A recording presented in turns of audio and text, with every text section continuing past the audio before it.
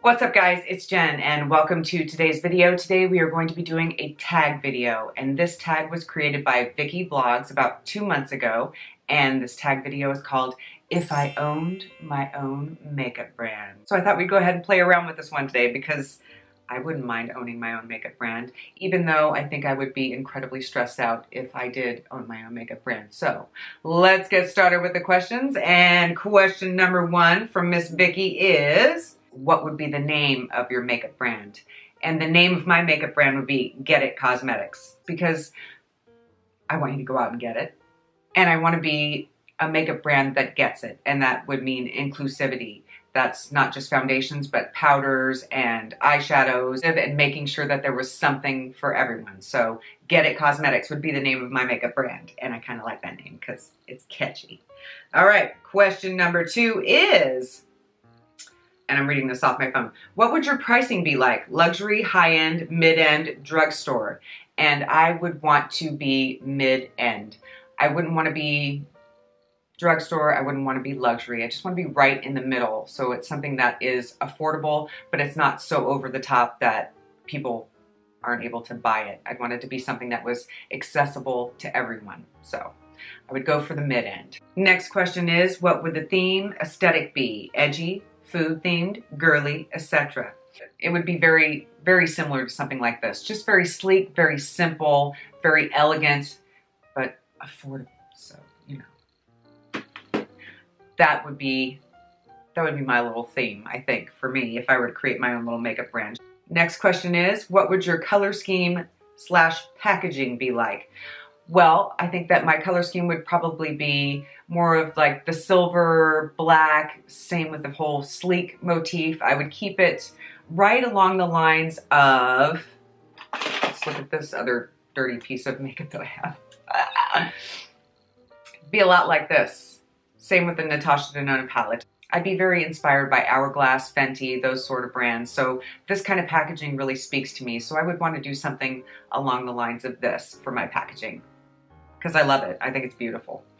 Next question is, if you had to compare yourself to an existing brand, who would it be? And I would have to say Juvia's Place and Hourglass. Juvia's Place makes amazing eyeshadows. They have an amazing line of products. I love their brand a great deal, and they are very inclusive. They have something for everyone, skin tone, color, and I really enjoy that about their brand, and they're affordable. And I also love Hourglass because they are so very classy, very luxury, very elegant, and you can just tell when you pick up something that's made by Hourglass that it's just, there's just something special about it. So that's my answer to that one. And the next question is, how often would you release products?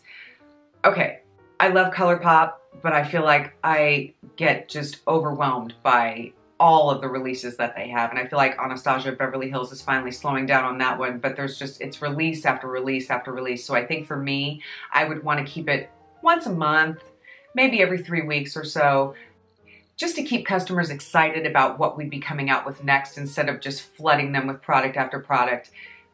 I'd rather do it that way. I feel like that would be the way I'd want to go with my brand. Just once a month, every 3 weeks, you know, something like that. I think that would work for me. Next question is, what would you want to be known for? Highlight, eyeshadow, brushes, etc. And I would like to be known for a really kick-ass foundation that would be both a matte choice or a dewy, glowy choice that would have a very broad shade range and work for every skin tone, every age, with some skincare properties added into it, because I absolutely love foundations that have that skincare, hyaluronic acid, or, you know, SPF in there to protect your face, that kind of thing. So I would really want to have an amazing foundation. And of course, I would love to have beautiful eyeshadow palettes because I love eyeshadow. So those two things I think would be what I'd like to be known for my makeup brand. Next question is, what would your first eyeshadow palette launch look like? Colors and textures. I think for me, my first eyeshadow palette launch would be kind of like Charlotte Tilbury, how she has the separated colors, 2 separate sections, basically, something that would have for the day and for the night. So maybe a 6-pan on one side that has really nice day, neutral, kind of really easy colors to play with, and then the other side would have like the more dramatic, smoky, colorful, kind of from the day to night kind of eyeshadow palette that I think would be actually really beautiful. So I want it to be a palette that you could have as a one-stop shop, and it would be something that you could reach for on a regular basis. Just the kind of eyeshadow palette that you know that would always have your back. It would always be something that you could go to that would work for you for day or night, any occasion. Definitely some pearlescence, some satins, some not chunky glitters. I think I would want to do more of like some duochrome and some really nice workable matte shades as well. So I would throw a good mix in there for my first eyeshadow palette, I believe. And the next question is, your dream collab, celeb or influencer, and why? My dream collab would be with Amy Sedaris, Strangers with Candy. And why? Because I feel like we would have an amazing time, and I actually really like Amy Sedaris. I think she is hilarious. Never met the lady, but I think that she'd be a lot of fun to work with. I think that she would have something really amazing and innovative to offer to my little makeup brand, our little collab moment. I think that would be pretty epic, and I just want to work with Amy Sedaris because I like her. She makes me laugh. So that's my hope collab for, you know, my daydream makeup idea was for Amy Sedaris. If you're watching this, I love you.